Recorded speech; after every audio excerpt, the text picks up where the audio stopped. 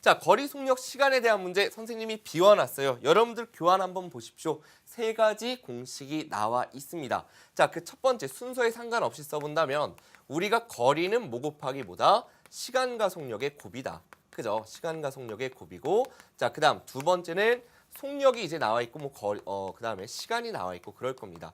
자, 속력은 우리가 시간분의 거리 이렇게 표현을 할 거예요. 그리고 세 번째로 이제 시간에 대해서 표현해 보면 시간은 속력분의 거리입니다. 여러분들이 이걸 막 외우려고 그러는데 사실은 이해할 수 있으면 더 좋아요. 그 흐름 자체를. 자, 일단 이 얘기예요. 여러분들 예전에 메이저리그의 이제 박찬호 야구 선수가 시속 150km의 속력을 가진 공을 던졌습니다. 그럼 도대체 시속 150km라는 그 말이 뭐냐? 시속 150km라는 빠르기가 의미하는 건 1시간 동안 150km를 갈 수 있는 속력이라는 얘기예요. 굉장히 빠르죠.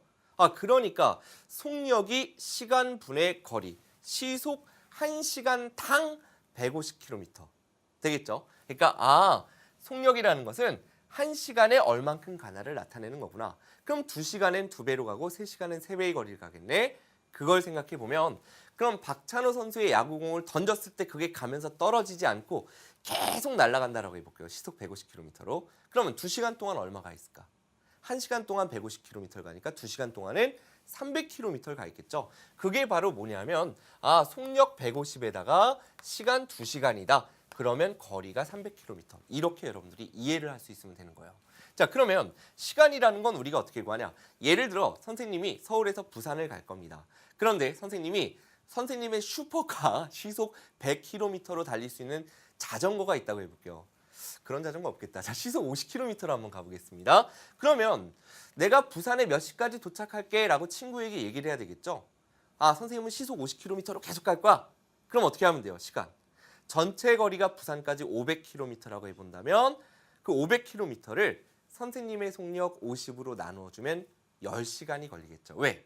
거꾸로 생각해보니까 나는 1시간에 50km씩 갈 수 있으니까 50km가 10개 쌓여 있어야 500이 되거든. 그러니까 시간은 그러면 전체 거리 500km를 50으로 나누면 되는구나. 이렇게 여러분들이 이해해 주시면 되는데 이걸 갖다 그래서 암기를 하긴 하셔야 됩니다.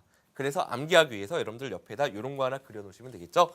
자, T자 모양의 표를 만들어서 볼 텐데 T자 모양을 만들어서 위에 거리를 두고요. 밑에 시간과 속력은 여러분들이 좌우에 편하게 두시면 됩니다. 그래서 이렇게 생긴 모양 하나만 만들어주면 이건 말 그대로 분수의 형태니까 나누기란 얘기고 요 줄은 곱하기 이렇게 한번 생각을 해볼게요. 그러면 거리라는 것은 시간과 속력의 곱이다. 거리는 시간 속력의 곱이네. 첫 번째 거 나왔고요. 두 번째, 그럼 속력은 뭐냐? 속력은 시간 분의 거리구나. 속력은 시간 분의 거리. 그럼 시간은 속력 분의 거리구나. 이렇게 T자 모양을 그린 다음에 위에 거리만 두고 밑에 시간 속력을 이거 바뀌어도 상관없습니다. 이렇게 잡아주면 이 세 가지 공식을 여러분들이 하나로 표현할 수 있고 이제 거리, 속력, 시간에 가는 건 헷갈리지 않을 거라고 선생님이 믿습니다. 자, 그 다음으로 이제 소금물의 농도, 여기가 좀 복잡하죠? 농도에 대한 공식 한번 또 정리를 하고 가도록 하겠습니다. 다음 내용 볼게요.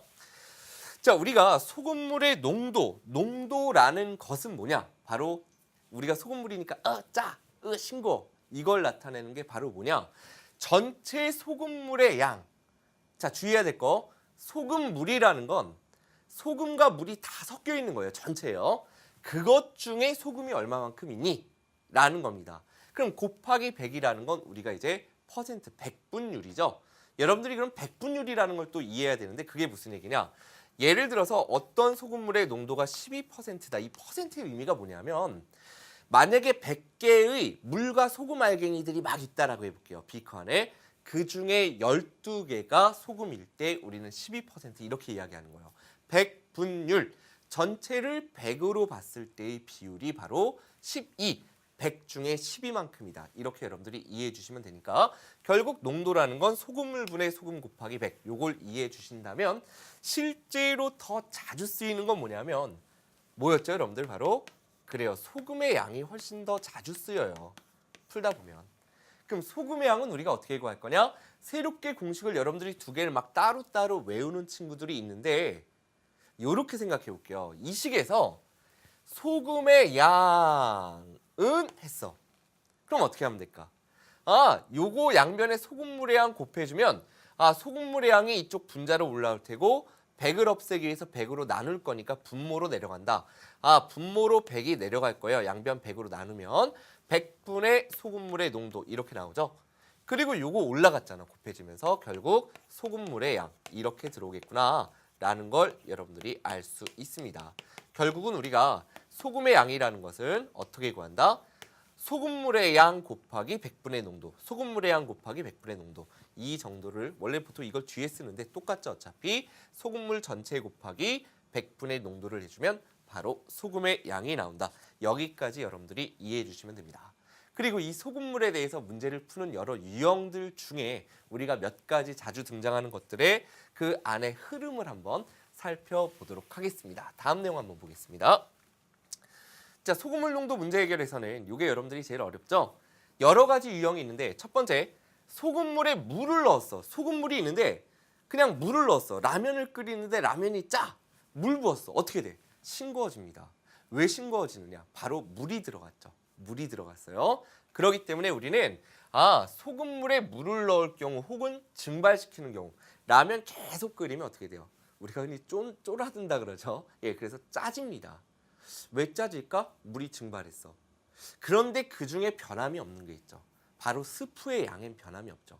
물만 부었고 또는 물을 증발시키면 스프, 즉 소금의 양은 변함이 없다. 결국 처음 소금의 양이나 물을 넣거나 증발시켰을 때의 소금의 양은 같다. 바로 이 아이디어를 가지고 우리가 1차 방정식을 만든다는 얘기고, 두 번째, 농도가 다른 소금물을 섞을 경우는 섞기 전 소금물에 들어있는 소금의 양의 합, 즉 두 개의 비커를 섞어서 이렇게 있는데 소금물이 이걸 갖다가 큰 비커에 옮겨 담았을 때는 각각 여기 녹아있던 소금과 여기 있던 소금의 양이 더해져서 이 비커 안에 녹아있는 소금의 양이 된다라는 걸 기억해 주시면 되겠고요. 그 다음에 세 번째로 물은 당연히 농도가 0%고 소금 자체의 농도는 우리가 수학에서는 100%로 두고 풀면 된다라는 얘기입니다. 됐죠? 자, 오늘 여기까지 해서 기본 개념 한번 빠르게 정리해 봤습니다.